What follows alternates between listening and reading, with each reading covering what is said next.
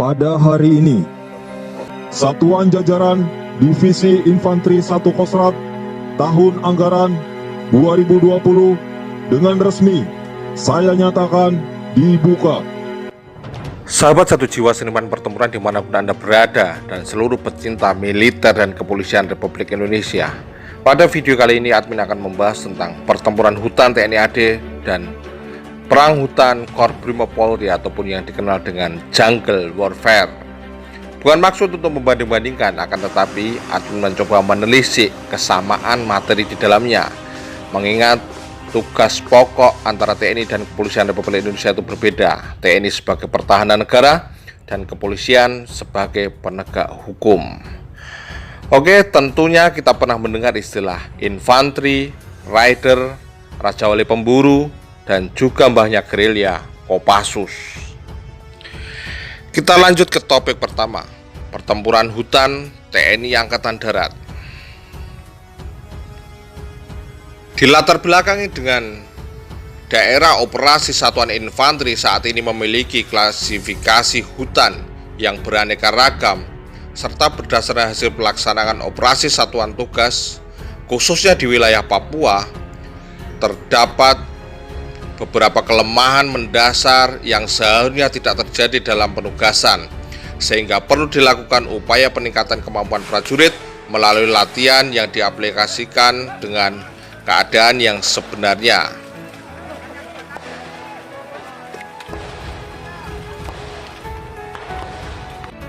Di sini para prajurit diingatkan kembali tentang materi-materi dasar infanteri ataupun teknik pertempuran dasar yang meliputi disiplin tempur, kemudian kemampuan 5M, survival, bahan peledak, SAR, patroli, dan juga raid pendadakan. Kemudian juga diaplikasikan beberapa teknik TPRAG, taktik pertempuran regu anti gerilya, sehingga diharapkan para prajurit yang telah berhasil lulus menempuh kualifikasi pertempuran hutan akan lebih matang dan lebih siap dalam menghadapi berbagai macam penugasan yang akan dilaksanakan di medan operasi yang sebenarnya.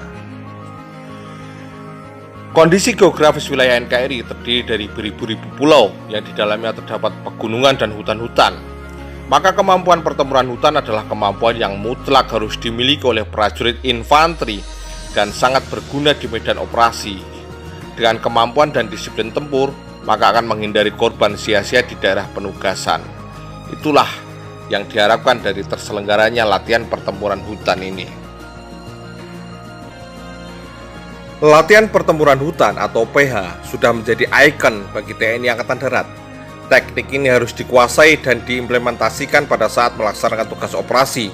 Semua prajurit harus memiliki aspek 5K, yakni keamanan, kerahasiaan, kewaspadaan, ketelitian, dan ketepatan.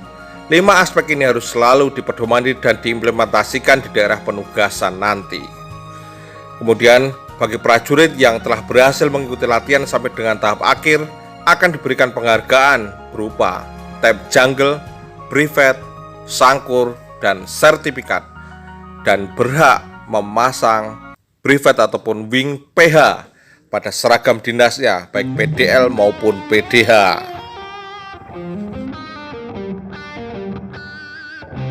Itulah pertempuran hutan TNI Angkatan Darat. Oke, kita lanjut ke jungle warfare, perang hutan Korbrimob Polri. Kita telisik satu persatu kesamaan dengan TNI AD.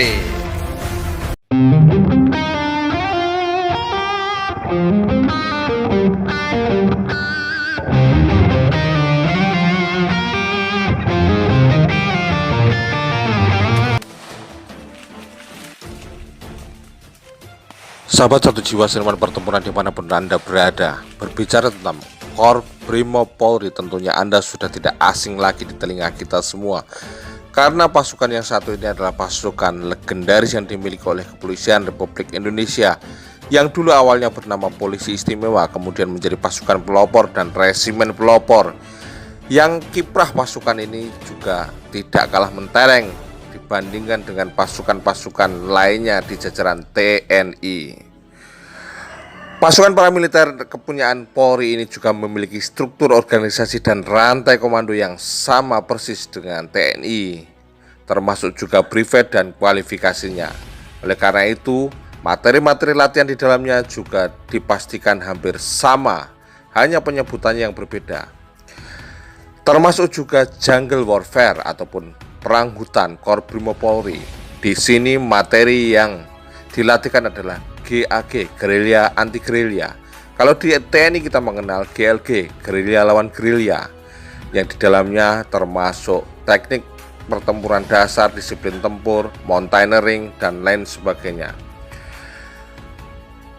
Kebetulan Korbrimob Polri ini juga pernah menempuh sama-sama pendidikan Raja Wali Pemburu yang dulu diselenggarakan oleh Kopassus pada saat Danjen Kopassus Letnan Jenderal TNI Prabowo Subianto. Jadi bisa dipastikan bahwa materi yang ada di Korbrimob dan TNI itu memiliki kesamaan. Hanya tugas dan tanggung jawab yang membedakan. Kepolisian sebagai penegak hukum dan TNI sebagai pertahanan negara. Apapun perbedaan itu, kita tetap menjaga sinergitas demi NKRI. Jadi di sini saya menghimbau dan mengajak kepada seluruh rekan-rekan rakyat Indonesia untuk menjaga persatuan demi Indonesia tercinta. Semua pasukan memiliki kelebihan dan kekurangan. Akan tetapi, kekurangan dan kelebihan itu hendaknya menjadikan kita saling melengkapi antara satu dan lainnya. Kita lihat kiprah pasukan Korbrimob dan juga TNI, mereka saling berjibaku di daerah konflik, bantu-membantu di saat kesulitan menghadapi KKP dan memupuk sinergitas demi NKRI. Ini tidak perlu dipermasalahkan, sinergitas TNI Polri demi NKRI harus tetap terjaga. Salam hormat, seniman pertempuran.